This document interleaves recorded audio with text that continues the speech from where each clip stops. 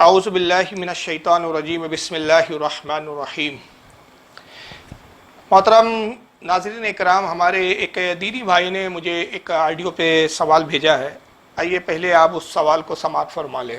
السلام علیکم ورحمۃ اللہ وبرکاتہ۔ حضرت میں محمد ایوب حیدرآباد دکن سے بات کر رہا ہوں، امید ہے آپ خیریت سے ہوں گے۔ حضرت ایک سوال یہ تھا کہ کچھ لوگ سوشل میڈیا پر اور یہ افواہ پھیلا رہے اور یہ لوگوں کو گمراہ کر رہے کہ تم لوگ جو نماز اور روزے کی نیت زبان سے کرتے ہو یہ خالص بدعت ہے، اس کی اصل دین میں نہیں ہے، نیت تو دل میں رہنا چاہیے، زبان سے کرنا کہیں سے ثابت نہیں ہے۔ حضور علیہ السلام نے اور صحابہ اکرام نے کبھی ایسا نہیں کیا، اور تم لوگ نماز تو پوری عربی میں پڑھتے ہو، پھر نیت اردو میں کیوں کرتے ہو؟ ایسے سوالات کر کے حضرت لوگوں کو گمراہ کر رہے ہیں۔ آپ سے گزارش یہ تھی کہ احادیث کریمہ کی روشنی میں اس کا جواب عنایت فرمائے تاکہ یہ لوگوں کو جواب دیا جا سکے۔ جزاک اللہ خیر۔ تو آپ نے اس سوال کو بغور سن لیا۔ اس میں ہمارے جو بھائی ہیں، محترم بھائی، وہ یہ سوال کرتے ہیں کہ بعض وہابیہ جو ہے یہ اعتراض کرتے ہیں کہ نماز سے پہلے جو آپ زبان سے نیت کرتے ہیں تو اس کا کہاں ثبوت ہے، یہ تو بدعت ہے، اور نیت جو ہے وہ دل کے ارادے کا نام ہے۔ تو اہل سنت میں یا عوام الناس میں رائج ہے یہ کہ جب نماز کے لیے کھڑے ہوتے تو زبان سے کہتے ہیں کہ نیت کی میں نے 2 رکعت نماز فجر کی واسطے اللہ کے، پیچھے اس امام کے، اس طرح سے جو بھی الفاظ آئے ہیں آپ سب جانتے ہیں۔ تو اس کے تعلق سے وہابیہ کہتے ہیں کہ صاحب یہ بدعت ہے، اور بدعت اس وجہ سے ہے کہ رسول اللہ سے ثابت نہیں ہے۔ تو نیت تو دل کے ارادے کا نام ہے، دل کا ہی ارادہ جو ہے وہ نیت ہوتی ہے۔ تو اس تعلق سے جواب میں تھوڑی سی تفصیل کی طرف جاؤں گا، کیونکہ یہ اعتراض اکثر بار بار آتا ہے، اور یہ پہلی بار نہیں پوچھا گیا ہے، اس سے پہلے بھی کئی حضرات نے مجھے اس طرح کے اعتراضات سنائے ہیں۔ تو صحیح بخاری ہے کتاب الوحی، کتاب الوحی حدیث نمبر 1 ہے، بخاری کی پہلی حدیث ہے کہ انما الاعمال بالنیات، کہ اللہ کے نبی صلی اللہ علیہ وسلم ارشاد فرماتے ہیں کہ بے شک اعمال کا مدار نیتوں پر ہے، اور نیت کے معنی قصد اور ارادہ کے ہوتے ہیں، اور تمام اہل علم کا اس پر اتفاق ہے کہ قصد اور ارادہ جو ہے وہ دل کا فعل ہے، نہ کہ زبان کا۔ تو ارادہ جو ہے وہ دل میں ہوتا ہے، اور زبان جو ہے اس کی تصدیق کرتی ہے، لیکن اصل جو ہے نیت وہ دل کا، اور قصد جو ہے وہ دل کا فعل ہے۔ تنویر الافسار کے اندر فرمایا گیا کتاب الصلاۃ باب شروط الصلاۃ جلد نمبر 2 صفحہ 111 پر کہ نیت اصل میں دل کے پکے ارادے کو کہتے ہیں۔ تو یہ فقہاء کرام نے تعریف بیان کی ہے کہ نیت کی جو تعریف ہے وہ یہ ہے کہ دل کے پکا ارادہ، اسی کو نیت کہا جاتا ہے۔ لیکن اب سوال یہ ہے کہ رہا معاملہ یہ ہے کہ نماز میں جو نیت کی جاتی ہے اس کا کیا معاملہ ہے، اس کے بارے میں علماء کا کیا کہنا ہے۔ چنانچہ یہ درہ مختار ہے اس وقت میرے ہاتھ میں، اس کی جلد نمبر 2 ہے درہ مختار کی، اور کتاب الصلاح ہے، رد المحتار کے ساتھ ہے، یہ 12 جلدوں میں آتی ہے، درہ مختار ما رد المحتار، کتاب الصلاح باب شروط الصلاۃ، اور اس میں بحث النیہ جلد نمبر 2 صفحہ نمبر 38، اس کے اوپر صاحب درہ مختار جو تعریف کرتے وہ کہتے ہیں کہ اصل نیت دل کا ارادہ ہے، نیت میں زبان کا اعتبار نہیں۔ یعنی اگر دل میں ہے کہ ظہر کی نماز پڑھ رہا ہوں اور زبان سے اثر نکل گیا تو نمازیں ظہر ہی ہوں گی، کیونکہ اصل جو ہے اعتبار دل کا ہے۔ یعنی آپ پڑھ رہے تھے ظہر کی نماز، لیکن زبان سے کیا نکل گیا، نیت کرتا ہوں میں عصر کی نماز کی، زبان سے اثر نکلا، لیکن دل میں پختہ ارادہ یہ ہے کہ میں ظہر کی نماز پڑھ رہا ہوں، اور وقت ظہر ہی کا تھا۔ تو صاحب درہ مختار کہتے ہیں کہ دل کا اعتبار ہے، لہذا وہ نماز صحیح ہے، اس میں کوئی حرج نہیں ہے، کیونکہ دل میں ظہر ہی تھا۔ تو نیت دل کا ارادہ ہے، اور نماز بھی جو ہے وہ اس میں دل کے ارادے کے ساتھ کی جاتی ہے۔ تو ارادہ قلبی جو ہوتا ہے یہ ادائے نماز کے لیے کافی ہوتا ہے، یعنی دل میں جو آپ کے نماز کا ارادہ ہے یہی کافی ہے حالانکہ، اور نیز اس میں کسی کا بھی اختلاف نہیں ہے کہ دل کے ارادے کو ہی جو ہے اصل میں نیت کہتے ہیں۔ لیکن یہاں پر جو سوال ہے اس میں اصل بحث اس میں اس بات پر ہے کہ کیا نماز میں زبان سے نیت کے الفاظ کہنا ضروری ہے یا بدعت ہے۔ تو جہاں تک اصل میں غیر مقلدین نام نہاد اہل حدیثوں کا معاملہ ہے، تو یہ کسی بھی بات کو اور کسی بھی چیز کو بدعت کہنے میں اتنے جری اور اتنے بے باک ہے کہ ان کا کوئی مولوی بغیر کسی دلیل اور بغیر کسی سوجھ بوجھ کے کسی بھی فعل کو بدعت کہہ دیتا ہے، تو ان کی اندھی عوام جو اپنے مولوی کی تقلید میں اس کام کو بدعت کہنا شروع کر دیتی ہے۔ حالانکہ میں آپ کو یہاں پر ایک بات عرض کرتا چلوں کہ خود غیر مقلدین فرقے کا حال یہ ہے کہ ان کے یہاں 50 بدعتیں رائج ہیں، اور یہ اپنی بدعتوں کی طرف زستی برابر جو ہے غور و فکر نہیں کرتے۔ سعودیہ میں تہجد کی اذان دی جاتی ہے، یہ بھی بدعت ہے، میں ایک زمانے سے غیر مقلدین کو چیلنج کر رہا ہوں کہ بھائی آپ جو ہے یہ تہجد کی اذان جو سعودیہ میں دی جاتی ہے اس کو سنت سے اور صحابہ کے عمل سے ثابت کر دیجئے. تو ان کے چھوٹے چھوٹے چوزوں نے جواب دیا، لیکن ان کا کوئی اب تک معتمد اور معتبر اور ذمہ دار عالم سامنے نہیں آیا ہے، اور میں اس انتظار میں ہوں کہ کوئی ان کا ذمہ دار عالم بیان دے تاکہ پھر اس کا میں جواب دوں. تو سعودیہ میں تہجد کی اذان ہوتی ہے، یہ بدعت ہے بالکل، اور میں بڑی ذمہ داری سے کہہ رہا ہوں یہ بدعت ہے، اور انشاءاللہ اس کو ثابت بھی کروں گا. تو یہ بدعت ہے، لیکن سعودیہ میں رائج ہے اور سارے اہل حدیث اس پر اتفاق کیے ہوئے. مسجدوں کو مزین بنانا، سجانا، سوارنا، خوبصورت مسجدیں بنانا، یہ بھی بدعت ہے. چونکہ ابو داؤد کے اندر یہ حدیث آئی ہے کہ آقا نے فرمایا کہ عنقریب ایسی قوم، ایسے لوگ آئیں گے کہ اپنی مسجدوں کو خوبصورت اور حسین بنائیں گے، مزین کریں گے، اور دوسری مسجدوں کے مقابلے میں اپنی مسجدوں پہ فخر ظاہر کریں گے.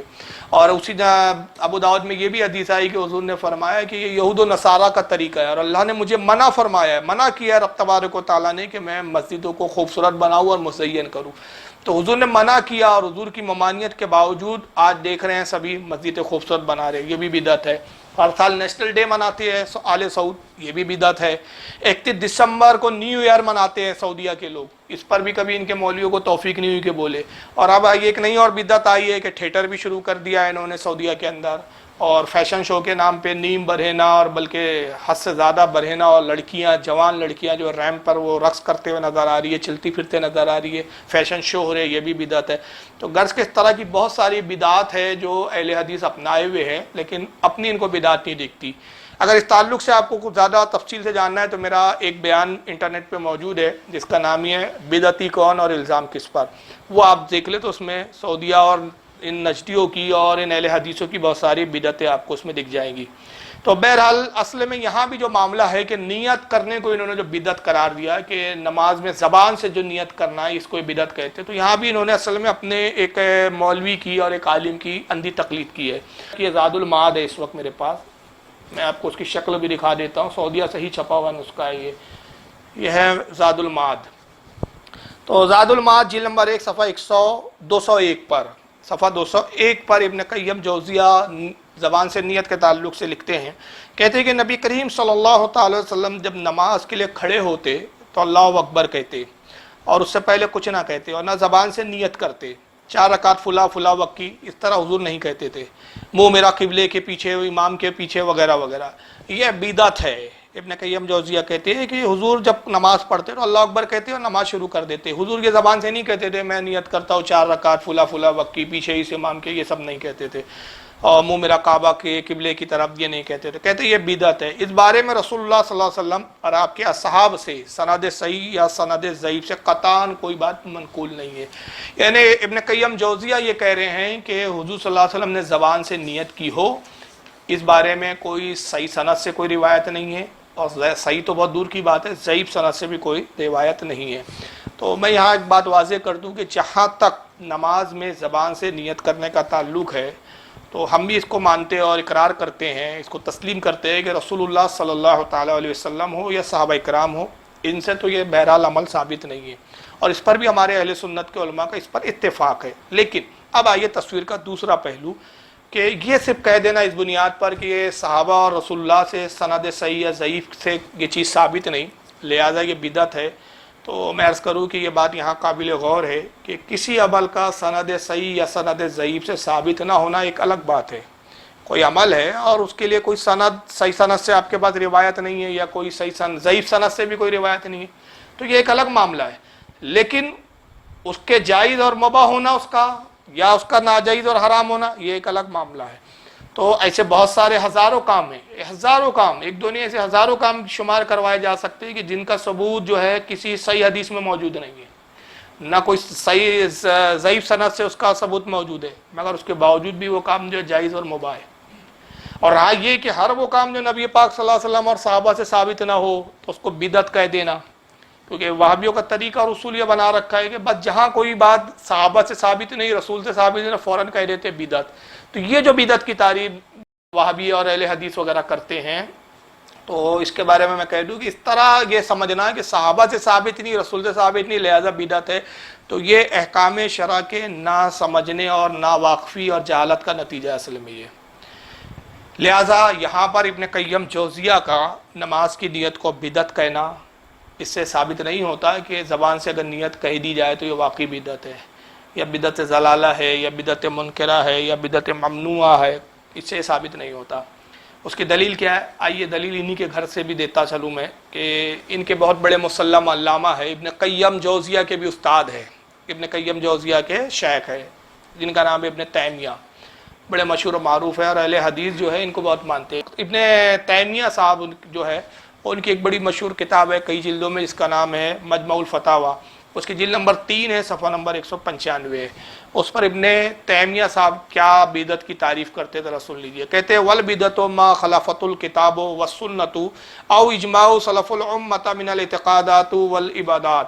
کہتے ہیں کہ بدعت سے مراد وہ کام ہیں جو عقائد میں، عبادات میں، کتاب و سنت اور اجماع سلف صالحین کے خلاف ہو۔ کہتے بدعت اس کو کہتے ہیں، اس کو نہیں بدعت کہتے کہ حضور نے نہیں کیا اور صحابہ نے نہیں کیا اس لیے بدعت ہے، نہیں، ابن تیمیہ کہتے ہیں بدعت وہ ہوتا ہے کہ یا تو وہ کتاب اللہ کے خلاف ہو وہ کام، یا سنت رسول کے خلاف ہو، یا سلف صالحین کے اجماع کے خلاف ہو۔ یہ تعریف ہم نہیں کر رہے، ابن تیمیہ کر رہے۔ اور اسی سے ملتی جلتی تعریف جو ہے وحید الزماں حیدرآبادی اہل حدیثوں کے بہت مسلم عالم ہیں، ان کی کتاب ہے ہدیۃ المہدی، یہ ہے میرے پاس اس وقت، دیکھ لیجیے، چھوٹی سی کتاب ہے ہدیۃ المہدی، جلد نمبر 1 ہے، صفحہ 117۔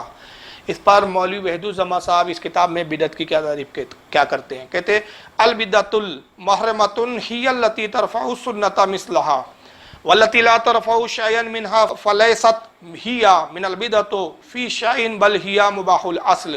کہتے ہیں کہ بدعت وہ کام ہے جس سے اس کی کوئی مثل، سنت کے کوئی مثل اس سے اس کام کرنے سے ترک ہو جائے، یعنی ایسا کام کرنا کہ اس کی مثل کوئی سنت متروک ہو جائے، وہ سنت چھوٹ جائے، تو اس کو بدعت کہتے ہیں۔ اور کوئی نیا کام ہے لیکن اس سے کوئی سنت نہیں چھوٹ رہی ہے، کوئی سنت ترک نہیں ہو رہی ہے، وہ سنت کے خلاف نہیں ہے، تو کہتے ہیں اس کو بدعت نہیں کہا جائے گا بلکہ وہ مباح ہوگا وہ کام۔ تو بدعت کی تعریف ان دونوں حضرات کے نزدیک، جو اہل حدیث جماعت کے ہی مسلم سرو کا پیشوا ہے، وہ یہ ہے کہ وہ کام بدعت ہے جو سنت کی مخالفت جس میں لازم آئی ہو، یا سنت سے ٹکراتا ہو، یا رسول اللہ کی سنت کے متروک یا مٹنے کا سبب بنتا ہو۔ لیکن ایسا کوئی نیا کام جس سے سنت نہیں مٹ رہی ہے اور اچھا کام محسوس ہو رہا ہو، اچھا کام ہو، اگرچہ رسول اللہ نے نہیں کیا، صحابہ نے نہیں کیا، اس کو بدعت نہیں کہا جائے گا۔ اور امام ابن حجر عسقلانی رحمۃ اللہ علیہ فتح الباری شرح البخاری جلد 10 صفحہ نمبر 164، یہ فتح الباری یہاں پر میرے پاس اس وقت موجود بھی ہے، کہاں رکھ دی گئی بھائی؟ جی دیکھ لیں گے، میں اصل میں سب ہارڈ کاپی سے ہی حوالے دیتا ہوں، پی ڈی ایف والے حوالے نہیں ہوتے میرے پاس۔ یہ فتح الباری شرح البخاری امام ابن حجر عسقلانی رحمۃ اللہ علیہ کی جلد 10 صفحہ 164، حدیث نمبر 5502۔ اس حدیث کے جو بخاری کی شرح اصل میں، اس حدیث کے تحت بدعت کی تعریف امام ابن حجر یہ فرماتے، کہتے ان الفعل يدل على الجواز وعدم الفعل لا يدل على امام ابن حجر عسقلانی رحمۃ اللہ علیہ یہ فرما رہے ہیں کہ نبی پاک صلی اللہ تعالی وسلم اور صحابہ اکرام نے کسی کام کو کیا تو یہ جواز کی دلیل ہے، یعنی جائز کی دلیل ہے۔ اب تو ظاہر سی بات ہے، اس میں کوئی ڈاؤٹ ہی نہیں ہے کہ حضور نے کیا، جائز نہ ہوتا تو حضور نہ کرتے، صحابہ نے کیا مطلب جائز تھا تبھی صحابہ نے کیا۔ تو امام ابن حجر کہتے ہیں کہ کوئی کام اگر رسول اللہ سے سردرد ہو یا صحابہ اس کام کو کرے تو اس سے یہ ثابت ہو گیا کہ یہ کام جائز ہے۔ اور آگے کیا فرماتے؟ کہتے ہیں کہ کوئی کام اگر رسول نے نہیں کیا یا صحابہ نے نہیں کیا تو یہ منع ہونے کی دلیل نہیں ہے، یہ نہیں کہا جائے گا حضور نے نہیں کیا تو یہ منع ہو گیا۔ منع ہونے کے لیے واضح دلیل چاہیے، حضور کا نہ کرنا منع ہونے کی دلیل نہیں، صحابہ کا نہ کرنا منع ہونے کی دلیل نہیں۔ اب اس کو بہت اچھے سے اور وضاحت اس میں یہاں آ جاتی ہے کہ امام ابن حمام انہوں نے اپنی کتاب فتح القدیر جلد 1 صفحہ 446 پر بدعت کی تعریف کیا کی ہے۔ وہ فرماتے ہیں کہ ثم ثابت بعد ھذا نفی المندوبیہ اما ثبوت الکراہیۃ فلا الا ان يدل دلیل اخر۔ کہتے ہیں کہ کسی کام کو نبی پاک صلی اللہ علیہ وسلم یا صحابہ کرام کے نہ کرنے سے صرف اس قدر ثابت ہوتا ہے کہ وہ کام مسنون نہیں، سنت نہیں۔ کوئی کام حضور نے نہیں کیا تو اس سے صرف کیا ثابت ہوگا کہ یہ کام سنت نہیں ہے۔ کوئی کام صحابی نے نہیں کیا تو اس سے صرف کیا ثابت ہوگا؟ یہ صحابہ کی سنت نہیں ہے۔ اور آگے فرماتے ہیں کہ اما ثبوت الکراہیۃ فلا الا ان يدل دلیل اخر۔ کہتے ہیں کہ اگر کسی کام کو ناجائز کہتے ہو تو ناجائز کے لیے ثبوت چاہیے، حضور کا نہ کرنا ناجائز ہونے کی دلیل نہیں ہے۔ تو اس وقت تک جو ہے یہ قول قبول نہیں کیا جائے گا جب تک اس کے ناجائز پر کوئی دلیل قائم نہ ہو. تو ناجائز کہنے والے کے ذمہ دلیل ہے. یہ دلیل نہیں کہ حضور نے نہیں کیا اس لیے ناجائز ہے. یہ دلیل نہیں ہوئی جناب, یہ بچکانی بات ہوئی. بھائی شریعت نے کہاں منع کیا, یہ اس کو دکھانے کی ضرورت اس کے ذمہ ہے کہ شریعت نے منع کہاں کیا, رسول نے کہاں روکا, کس صحابی نے اس کو منع کیا. حضور نے نہیں کیا, حضور کا نہ کرنا اس کے ناجائز ہونے کی دلیل نہیں. صرف اس سے اتنا ثابت ہوگا کہ رسول کی سنت نہیں ہے. حضور کر لیتے تو سنت بن جاتا, صحابی کر لیتے صحابی کی سنت ہو جاتا, اور حضور کر لیتے سنت بنتا تو اس پہ ثواب بھی بڑھ جاتا. لیکن یہ اس سے کوئی ثابت نہیں ہوتا. تو لہٰذا یہ کوئی ضروری نہیں ہے کہ کسی کام کو رسول نے نہیں کیا یا صحابہ نے نہیں کیا تو اس کو بدعت دلالہ کہہ دے, آپ بدعت منکرہ کہہ دے, بدعت ممنوعہ کہہ دے, یا بدعت سیاح کہہ دے. یہ اس سے کوئی ثابت نہیں ہوتا. یہی وجہ ہے کہ اکثر فقہاء کرام کی ایک تعداد ہے ایک اچھی خاصی کہ جو زبان سے نیت کہنے کو بھی بدعت حسنہ فرماتے ہیں. بدعت حسنہ اس لیے کہتے ہیں کہ یہ نئی چیز ہے لیکن شریعت میں اس کی ممانعت نہیں ہے. اور اس میں ایک اچھی بات ہے کہ جو دل میں ہے اس کو آپ زبان سے بھی اقرار کے ساتھ کہہ دے رہے ہیں, تو اس کو بدعت جو ہے حسنہ کہتے ہیں, یعنی اچھی بدعت کہتے ہیں, کیونکہ شریعت میں اس کی کوئی ممانعت نہیں ہے. اگر شریعت میں ممانعت ہوتی تو پھر یہ بدعت حسنہ کے کھانے میں نہیں آتی, یہ تو بھی بدعت سیاح ہو جاتی. چنانچہ آئیے دیکھیے, یہی درہ مختار ہے, مارد المختار, کتاب الصلاح, باب شروط الصلاح, بیس النیہ, جلد نمبر 2 صفحہ 83. اس پر صاحب درہ مختار اور صاحب رد المختار دونوں حضرات لکھتے ہیں کہ دل کے ساتھ زبان سے نیت کہہ لینا مستحب ہے. کہتے ہیں دل میں تو نیت ہے ہی کہ بھائی ظہر کی نماز پڑھ رہا ہوں, عصر کی پڑھ رہا ہوں, لیکن اگر زبان سے بھی کہہ دیا تو یہ کیا ہے, مستحب ہے, اچھا عمل ہے. اور اس میں کوئی ضروری نہیں کہ نیت عربی میں کہی جائے یا فارسی میں یا کسی اور زبان میں. یہ بھی وہابی اعتراض کرتے کہ نماز تو عربی میں پڑھتے ہو. اب یہاں اس کا بھی میں جواب دیتا چلوں. کہتے ہیں نماز تو عربی میں پڑھتے ہو, نیت اردو میں کرتے ہو صاحب. کہتے نیت کی میں نے 2 رکعت نماز فرض فلا پیچھے اس امام کے, منہ میرا قبلے کی طرف. تو یہ جو آپ کہتے ہیں تو اردو میں کہتے ہو, نماز تو عربی میں پڑھتے ہو, تو یہ مستحب عمل ہے. اور مستحب ہے یہ ہم اپنی زبان میں اپنے ہی ارادے کو ظاہر کر رہے ہیں. اور یاد رکھیے نیت کرنا, زبان سے نیت کہنا, یہ نماز کا حصہ ہی نہیں ہے اصل میں. اس سے نماز کا کوئی تعلق ہی نہیں ہے. یہ بدعت تب ہوتا کہ اس کو نماز میں شامل کیا جاتا. نماز تو تب شروع ہو رہی ہے جب تکبیر تحریمہ پکار رہے ہیں, اور تکبیر تحریمہ سے پہلے زبان سے نیت کی جاتی ہے, تو ابھی تو نماز شروع ہی نہیں ہوئی. تو بدعت تو تب ہوتا ہے کہ اس کو نماز کا حصہ بنایا جاتا ہے. اس سے نماز کا تو کوئی تعلق ہی نہیں ہے بھائی. جو دل میں ہے اس کو زبان سے ظاہر کر رہا ہے وہ بندہ, تو زبان سے کہہ دینے میں کون سی بدعت ہو گئی. تو اول تو یہ نماز کا حصہ نہیں ہے. اور یاد رکھیے کوئی سنی, عوام الناس, علماء کی تو بات بڑی ہے, کوئی سنی صحیح عقیدہ اس زبان سے نیت کرنے کو نہ فرض سمجھتا ہے نہ سنت سمجھتا ہے, صرف مستحب سمجھتا ہے. کسی ہمارے امام نے, کسی ہمارے عالم نے فتویٰ نہیں دیا کہ اگر کسی نے زبان سے اس طرح نہیں کہا تو اس کی نماز نہیں ہوئی. کیوں؟ نماز سے اس کا تعلق ہی نہیں ہے. لیکن کہہ لینا اچھی بات ہے, کوئی بری بات نہیں ہے. اور وجہ کیا ہے, دل میں ارادہ ہے, اعتقاد ہے آپ کے, اور زبان سے اس کا اظہار ہو رہا ہے. تو اب یہاں ایک فائدہ کیا نظر آیا جس کی بنیاد پر علماء نے مستحب کہا کہ دل اور زبان یکساں ہو گئے ہیں. بعض اوقات یہ ہوتا ہے کہ دل میں کچھ ہوتا ہے, زبان پہ کچھ ہوتا ہے. آدمی ہوتا ہے نا, اور ایسے شخص کو منافق بھی کہا جاتا ہے, دل میں کچھ رکھ رہا ہے, زبان میں کچھ کہہ رہا ہے. تو یہاں پر تو اتنا خلوص کے ساتھ نماز میں اس کو اللہ کی بارگاہ میں کھڑا کر دیا گیا ہے کہ جو دل میں زبان سے بھی اظہار کر لے رہا ہے. دل اور زبان میں یکسانیت ہو گئی ہے. اور اس کی اب میں چند یہاں دلیلیں دے دیتا ہوں کہ بہت سے وہ کام ہیں, اگر وہابیوں کا یہ اعتراض مان لیا جائے کہ بھائی ارادہ تو دل میں ہے نا, زبان سے کہنے کی کیا ضرورت ہے, زبان سے کہہ رہی ہے تو بدعت ہو گئی, یعنی چھپا کے رکھو کہتے ہیں, زبان سے کہتے کیوں ہو. مطلب یہ, اب بھائی میں دل میں سوچ رہا ہوں ظہر کی پڑھ رہا ہوں تو یہ جائز ہے ان کے نزدیک, اب میں نے زبان سے کہہ دیا نماز ظہر کی پڑھ رہا تو کہتے کہا کیوں, دلیل, کہتے دلیل یہ ہے بھائی کہ اللہ تعالیٰ تو آپ کے دلوں کے ارادے کو جانتا ہے نا, زبان سے کیوں کہہ رہے. تو میں کہتا ہوں پھر ایک کام کریں آپ, پہلی ایک عقلی دلیل دے رہا ہوں کہ امام کو کہے کہ ساری نمازیں سری پڑھائیں, آپ قرات کے ساتھ نہ پڑھائیں, کوئی جہری نماز نہ ہو. اللہ تو دل کا حال جانتا ہے نا, تو امام صاحب چیخ چیخ کے کیوں پڑھ رہے ہیں دینا صراط المستقیم, اللہ کو نہیں معلوم کیا بول رہے ہیں آپ, دل میں ہی رکھو نا, دل میں ہی سوچو, زبان سے کیوں کہہ رہے ہو. تو بعض اوقات زبان سے کہنا بھی اچھا ہوتا ہے, اور دل تو خیر دل کا تو ارادہ اصل ہی ارادہ ہے. یہی وجہ ہے کہ ایمان جو سب سے پہلی چیز ہے اس کے لیے مجموعی طور پر ائمہ کیا فرماتے ہیں، ایمان کی تعریف کیا کرتے ہیں۔ ایمان کے بغیر تو نماز بھی قبول نہیں ہے، اصل تو ایمان ہے، ایمان ہوں گے تو نماز قبول ہوں گی، ورنہ رام دیو بابا نماز پڑھیں گے تو کیا قبول ہو جائیں گی؟ کیا نہیں، پہلے تو ایمان لانا پڑے گا نا۔ تو ایمان اصل ہے، مگر ایمان کی خود بارے میں وہ مجموعی طور پر ائمہ کیا تعریف بیان کرتے ہیں، کہتے والی ایمان هو الاقرار باللسان والتصدیق بالجنان، کہتے ایمان کی تعریف ہی یہی ہے کہ زبان سے اقرار اور دل سے اس کی تصدیق کرنا۔ تو ایمان تو دل کی چیز ہے نا بھائی، اللہ دل میں نہیں جانتا کہ آپ کا ایمان ہے یا نہیں ہے، پھر زبان سے کیوں کہہ رہے ہو آپ؟ تو ایمان کی تعریف ہی ائمہ یہ کر رہے ہیں کہ صاحب ایمان کی تعریف یہ ہے کہ دل میں نہ رکھو، زبان سے بھی ظاہر کرو اس کو۔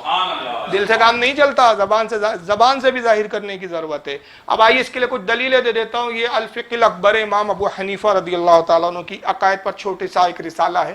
چنانچہ امام اعظم ابو حنیفہ رضی اللہ تعالیٰ عنہ الفقہ الاکبر اور اس کا صفحہ پہلا اور پہلی عبارت، یہیں سے ان کی کتاب شروع ہوتی ہے خطبے کے بعد، کہ امام ابو حنیفہ فرماتے ہیں یجب ان یقول آمنت باللہ وملائکتہ وکتبہ ورسولہ والیوم الآخر والبعث بعد الموت والقدر وخیرہ وشرہ من اللہ تعالی، کہتے ہیں کہ ایمان کے لیے واجب ہے، امام ابو حنیفہ فرما رہے ہیں یہ واجب ہے، واجب، یہ لفظ پر غور کریں آپ، یجیبو واجب ہے، ان یقول یہ کہے، دل میں نہ رکھے، کہنا ہے، اور یہ کہنا کیا ہے؟ واجب ہے۔ اور کیا کہیں؟ کہ اپنی زبان سے یہ کہیں، اقرار کرے کہ میں ایمان لایا اللہ پر، فرشتوں پر، اس کی کتابوں پر، اس کے رسولوں پر، آخرت کے دن پر، موت کے بعد اٹھائے جانے پر، تقدیر پر، اور اس پر بھی ایمان لایا کہ خیر اور شر اللہ کی طرف سے ہے۔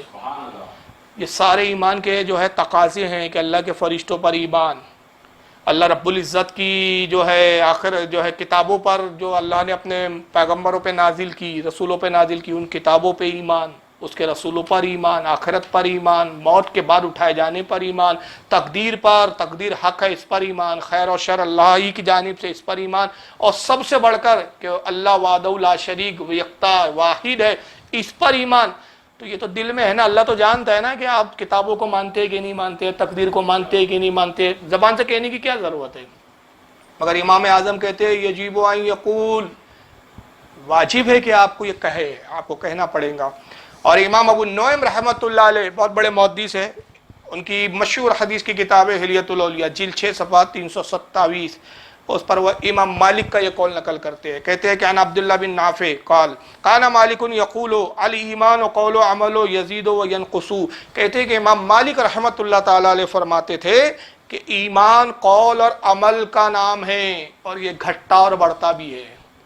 امام مالک بھی یہی فرما رہے ہیں، امام ابو حنیفہ کے مطلب ساتھ وہ بھی تائید ہو کر رہے ہیں گویا ایک طرح سے، وہ بھی کہتے ہیں کہ ایمان کی تعریف کیا ہے کہ قول اور عمل، یعنی عمل ہی نہیں ہے، عمل تو دل کا معاملہ ہے نا، ساتھ میں قول یعنی زبان سے بھی کہنا چاہیے۔ امام بہقی رحمۃ اللہ علیہ مناقب الشافعی جلد نمبر 1 صفحہ 385 پر، اور امام ابن البر ان کی مشہور کتاب ہے عالی انتقاء صفحہ 81 پر امام شافعی رحمۃ اللہ علیہ کا قول نقل کرتے ہیں، کہتے ہیں ان ربیع بن سلیمان قال سمعت الشافعی رضی اللہ تعالیٰ عنہ یقول الایمان قول و عمل و یزید و ینقص، کہتے ہیں کہ ربیع بن سلیمان روایت کرتے ہیں، وہ کہتے ہیں کہ میں نے امام شافعی رحمۃ اللہ علیہ کو کہتے ہوئے سنا کہ امام شافعی رحمۃ اللہ علیہ فرماتے ہیں کہ ایمان قول اور عمل کو کہتے ہیں، اور ایمان گھٹتا بھی ہے اور بڑھتا بھی ہے۔ اور اسی طرح کا قول امام عبداللہ بن احمد جو امام احمد ابن حنبل کے صاحبزادے ہیں، انہوں نے اپنے والد امام احمد ابن حنبل سے اس کو نقل کیا اپنی کتاب کے اندر، ان کی کتاب کا نام ہے السنہ جلد نمبر 1 صفحہ 307 پر یہ قول موجود ہے۔ اور اس وقت میرے پاس ایک کتاب ہے یہاں پر، یہ سعودی عرب سے چھپی ہے، اس کے لکھنے والے مولوی محمد عبد الرحمن الخمیس ہے، ابھی انتقال ہوا ہے ان کے، سعودیہ کے یہ چیف جو تھے وہ قاضی القضا بھی رہے غالباً، اور کسی عربک یونیورسٹی میں پڑھاتے تھے، کئی کتابیں لکھی، اور آل سعود نے، حکومت نے ان کی کئی کتابیں، وزارت اسلامی مملکت سعودیہ عرب نے ان کی کئی کتابوں کو شائع کیا اور حاجیوں کو مفت بانٹا گیا۔ میرے پاس بھی ایک حاجی صاحب کے حوالے سے آئی ہے یہ، اس کتاب کا نام ہے اعتقاد الائمۃ الاربعہ، یعنی 4 اماموں کے جو عقائد ہے اس میں انہوں نے بیان کی۔ اس کتاب میں بھی ایمان کی تعریف یہی بیان کی ہے ڈاکٹر محمد عبد الرحمن الخمیس صاحب نے، یہ محمد بن سعود اسلامک یونیورسٹی ریاض کے پروفیسر تھے، یہ ابھی مر چکے بہرحال. انہوں نے بھی کہا کہ ایمان کی تعریف یہی ہے کہ زبان سے اقرار اور دل میں اس کی تصدیق. اور ایک کتاب اور ہے سعودیہ سے چھپی ہوئی، یہ بھی دیکھ لیں آپ، لمعۃ الاعتقاد، یہ بھی سعودیہ سے چھپی ہوئی ہے، اس کو بھی مفت حاجیوں کو تقسیم کیا گیا ہے. اس کے لکھنے والے علامہ موافق الدین ابن قدامہ مقدسی، 620 ہجری میں ان کا انتقال ہوا ہے. آل سعود نے اس کو چھاپا ہے. انہوں نے بھی اپنی کتاب، یہ اردو ترجمہ ہے اس کا، اور اس کا ترجمہ بھی سعودیہ کے ایک مولوی عالم نے کیا ہے، یعنی اہل حدیث جماعت کے. صفحہ نمبر 58 پر انہوں نے کیا لکھا ہے، ذرا آئیے سن لیجیے ان کے جملے. کہتے ہیں زبان سے اقرار کرنے، دل میں پختہ یقین رکھنے اور ارکان اسلام پر عمل کرنے کا نام ایمان ہے. میں سوال کرتا ہوں کہ ایمان بھی تو دل میں ہے نا، اللہ جانتا ہے نا آپ کا ایمان ہے یا نہیں، زبان سے کہنے کی ضرورت کیا ہے؟ مگر یہاں سے لے کر وہاں تک ہر امام ائمہ کہہ رہے کہ نہیں، ایمان کا اظہار بھی زبان سے ضروری ہے. اب آئیے میں رسول اللہ کی کچھ سنت سے استدلال کرتے ہوئے آپ کو کچھ پیش زبا چیزیں پیش کرتا ہوں. چنانچہ دیکھیے سنن ابو داؤد ہے، یہاں پر سنن ابو داؤد کتاب الصوم، سنن ابو داؤد کتاب الصوم، باب القولی عند الافطار، کہ افطار کے وقت کیا کہا جائے، کیا پڑھا جائے. حدیث نمبر 2358. اور اسی حدیث کو امام بہقی نے بھی نقل کیا ہے، شعب الایمان، باب فی الصیام، حدیث نمبر 3902 پر حضرت معاذ بن زہرہ رضی اللہ تعالیٰ عنہ سے روایت لائے ہیں کہ حضور صلی اللہ علیہ وسلم جب افطار کرتے تو افطار کے بعد یہ دعا پڑھتے تھے. کیا کہتے؟ اللہم لک صمت وعلی رزقک افطرت، کہتے اللہ میں نے تیرے لیے روزہ رکھا اور تیرے دیے ہوئے رزق سے افطار کیا. زبان سے کہنے کی کیا ضرورت ہے؟ اللہ کو نہیں پتا کہ کس کے لیے روزہ رکھا تھا؟ بھائی جب عمل نیت کا نام ہے، اعتقاد تو دل میں ہی ہونا چاہیے نا. تو دن بھر روزے سے ہے تو آپ کہے کیوں رہے ہو کھاتے وقت کہ اللہ تیرے لیے روزہ رکھا تھا؟ تو اس کو پتا نہیں اللہ کو کہ آپ نے روزہ رکھا کس کے لیے، اور تیرے دیے ہوئے رزق سے افطار کیا. تو یہ اللہ کو کیا خبر دے رہے ہیں؟ کیا وہ خبر نہیں رکھتا؟ بے خبر ہے، معاذ اللہ نعوذ باللہ. تو اصل میں معاملہ یہی ہے کہ روزہ رکھا یہ تو دل کا عمل ہے، دل میں تھا اللہ تیری ہی رضا کے لیے روزہ رکھا، لیکن زبان سے اظہار کرنا پتہ چلا یہ بھی رسول اللہ کی سنت ہے. اسی طرح حضور صلی اللہ علیہ وسلم جب قربانی کرتے تھے، چنانچہ یہی سنن ابو داؤد ہے، یہی سنن ابو داؤد کا حوالہ پیش کر رہا ہوں. حدیث نمبر 2795، اس کو امام ابن ماجہ نے بھی نقل کیا اپنے سنن میں، حدیث نمبر 3121. امام دارمی بھی لائے اپنے سنن میں اس کو، حدیث نمبر 1990. حضرت جابر بن عبداللہ رضی اللہ تعالیٰ عنہ سے روایت مروی ہے کہ حضرت جابر بن عبداللہ کہتے ہیں کہ نبی پاک صلی اللہ علیہ وسلم نے قربانی کے لیے 2 مینڈے طلب فرمائے، اور 2 مینڈے پھر حضور نے ذبح کیے. جب ذبح کے لیے مینڈے حاضر کیے گئے تو اللہ کے نبی نے یہ دعا کی. اب دعا سنیے، اور یہی سب دعا جو ہے ذبح کے وقت پڑھتے ہیں. انی وجہت وجہی للذی فطر السماوات والارض علی ملت ابراہیم حنیفا وانا من المشرکین، کہ اللہ کے نبی کہتے ہیں، دعا کا ترجمہ سماعت فرمائے، کہتے ہیں میں نے اپنا منہ اس کی طرف کیا، زبان سے کہہ رہے ہیں، اور یہی کہتے ہیں منہ میرا قبلے کی طرف. تو وہابی صاحبان کہتے ہو گیا بدعت ہو گئی، بھائی بدعت ہو گئی. اب قربانی کر رہے ہیں، حضور کہہ رہے ہیں میں نے اپنا منہ اس کی طرف کیا جس نے آسمان اور زمین بنائے، میں ملت ابراہیم کی ملت پر ہوں، وانا من المشرکین، اور میں مشرکوں میں سے نہیں ہوں. یہ زبان سے کہنے کی کیا ضرورت ہے؟ اللہ کو نہیں معلوم کہ آپ مشرکین میں سے نہیں ہیں؟ ارے حضور تو خود سراپا ایمان ہے بھائی، زبان سے کہنے کی کیا ضرورت ہے؟ زبان سے کیوں کہہ رہے کہ میں نے اللہ تیری طرف متوجہ ہوا جو زمین و آسمان کا رب ہے. اور پھر آگے حضور یہ دعا کے الفاظ فرماتے ہیں، ان صلاتی و نسکی و محیای و مماتی للہ رب العالمین لا شریک لہ وبذالک امرت وانا من المسلمین اللہم منک ولک عن محمد و امتہ بسم اللہ واللہ اکبر. کہتے ہیں اللہ بے شک میری نمازیں، میری قربانیاں، میرا جینا، میرا مرنا سب اللہ ہی کے لیے ہے. اللہ کو نہیں پتا کہ حضور نماز کس کے لیے پڑھ رہے ہیں؟ زبان سے کہہ رہے ہیں نا حضور اللہ میری نمازیں تیرے لیے ہے. تو نماز میں ہم بھی تو نیت میں یہی کہہ رہے ہیں اللہ 2 رکعت نماز ظہر واسطے تیرے، پیچھے اس امام کے. یہاں بھی تو وہی بات آ رہی ہے جناب. تو یہاں حضور خود زبان سے ہی کہہ رہے ہیں، تو اس کو کیسے آپ ایک دم دھڑلے سے بدعت بول دیتے ہیں؟ تو کہا کہ میری نمازیں، میری قربانیاں، میرا جینا، میرا مرنا سب اللہ ہی کے لیے، جو رب ہے سارے جہان کا، اس کا کوئی شریک نہیں. اب مجھے یہی حکم ہوا کہ میں مسلمانوں میں سے ہوں، اے اللہ یہ تیرے لیے. اب یہ الفاظ خاص سنیں بھائی، اللہم منکا، اے اللہ یہ تیرے لیے. اللہ کو نہیں معلوم یہ میرے ہی لیے ہے قربانی؟ پھر بھی زبان سے اظہار ہو رہا ہے، تو پتہ چلا عمل نہیں ہے، دل میں تو ہو لیکن دل کے ساتھ زبان سے اظہار کرنا یہ بھی رسول اللہ کا طریقہ اور سنت رہا ہے۔ کہتے ہیں اللہم منک، اللہ یہ تیرے لیے، وَلَقَا عن محمد و امتی، اور یہ تیرے نبی محمد صلی اللہ علیہ وسلم اور ان کی امت کی طرف سے ہے، یہ میری امت کی بھی طرف سے قربانی ہے اور تیرے نبی محمد کی طرف سے بھی ہے، یہ تیرے لیے ہے پروردگار، یہ بھی زبان سے کہہ رہے ہیں۔ اور اس کے بعد پھر آپ اللہ اکبر کہہ کے جانور ذبح کر دیتے رہے۔ اور آئیے ایک آخری میں یہ بھی چیز سنتے چلے آپ، بس اس پر اختتام کروں گا، ورنہ اس کے جوابات تو بہت تفصیلی اور بھی زیادہ دیے جا سکتے ہیں۔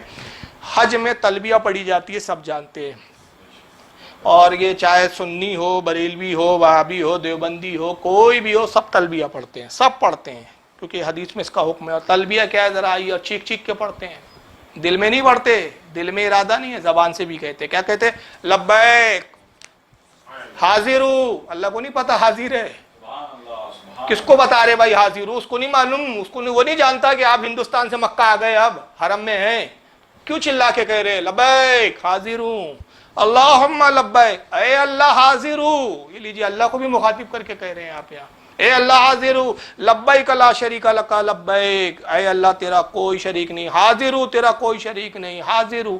کتنے بار حاضر حاضر کہہ رہے ہیں بھائی، اس کو نہیں پتا کہ یہ بندہ آ گیا ہے، پلین میں بیٹھ کر پہنچ گیا ہے، ہاں ناواقف ہے کہ جو آپ زبان سے بول رہے تھے نا، ان الحمد والنعمت لک والملک، اور کہتے ہیں اللہ تمام تعریف اور نعمت اور ملک تیرے لیے ہے، لا شریک لک، تیرا کوئی شریک نہیں۔ اب ہو سکتا ہے کوئی آ کے دل میں پڑھیے جناب، آئیے حدیث بتا دیتا ہوں، حدیث واضح کر رہی ہے کہ کیا کرنا ہے آپ کو۔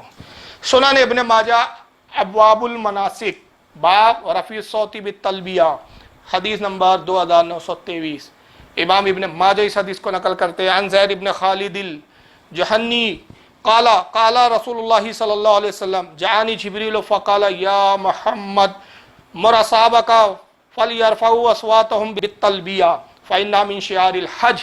حضرت زید بن خالد رضی اللہ تعالیٰ عنہ روایت کرتے ہیں کہ حضور صلی اللہ تعالی وسلم نے ارشاد فرمایا کہ جبریل میرے پاس آئے اور جبریل حاضر ہوئے اور کہا یا رسول اللہ اپنے اصحاب کو حکم دیجئے کہ وہ تلبیہ یعنی لبیک اللہم لبیک لبیک لا شریک لک لبیک ان الحمد والنعمت لک والملک لا شریک لک، یہ جو تلبیہ ہے حضور کہتے ہیں جبریل آئے میرے پاس اور کہا یا رسول اللہ آپ اپنے اصحاب کو حکم دیجئے کہ وہ تلبیہ بلند آواز سے پڑھے، زور زور سے پڑھے۔ اور کیوں زور زور سے پڑھے؟ زور سے پڑھنے کی ضرورت کیا؟ اللہ تو دل کے حال جانتا ہے نا، دل میں بھی پڑھ سکتے ہیں نا آپ، دل میں ہی ارادہ کر لو نا اللہ حاضر ہوں، آ گیا ہوں آ گیا ہوں، حاضر ہوں حاضر ہوں، تیرا کوئی دل میں سوچ لو نا، نہیں زبان سے زور سے کہے۔ کیوں کہے؟ آگے وجہ بتائی جا رہی ہے، فَإِنَّهَا مِن شِعَارِ الْحَجِّ، اس لیے کہ یہ حج کی نشانی ہے، حج کی علامت ہے، حج کا شعار ہے، حج کی ایک شان ہے یہ۔ اور اس حدیث کو امام احمد ابن حنبل نے بھی لکھا، حدیث جلد نمبر 5 صفحہ نمبر 192 پر۔ امام ابن خزیمہ بھی اس کو لائے ہیں اپنی صحیح کے اندر حدیث نمبر 2628 کے تحت، اور اسی حدیث کو امام طبرانی بھی لائے ہیں معجم الکبیر حدیث نمبر 5168 کے تحت۔ اس کو امام ابن حبان نے بھی نقل کیا صحیح میں حدیث نمبر 3803 کے تحت۔ اس کو امام حاکم بھی لائے ہیں حدیث جلد نمبر 1 صفحہ 45 پر۔ امام بہقی نے بھی اس کو اپنے نقل کیا ہے سنن الکبریٰ میں جلد 5 صفحہ 42 پر۔ تو یہ ارادے کو پختہ کہنے کے لیے جو ہے زبان سے بھی کہنا یہ مستحب فرمایا گیا، لیکن اگر کوئی واضح کر دوں کہ اگر کوئی زبان سے نیت نہیں کہتا تو اس کی نماز میں کوئی خرابی نہیں ہے، کوئی اس پر جو ہے مطلب اس کی نماز میں کمی نہیں آتی، نہ اس کے ثواب میں کمی آتی ہے۔ یہ صحیح ہے کہ رسول اللہ سے اگرچہ یہ ثابت نہیں ہے لیکن یہ بدعت بھی نہیں ہے بلکہ بدعت حسنہ ہے اور یہ مستحب عمل ہے۔ اللہ تعالی ہم کو عمل کی توفیق عطا فرمائے۔ واللہ اعلم ثم رسول اعلم۔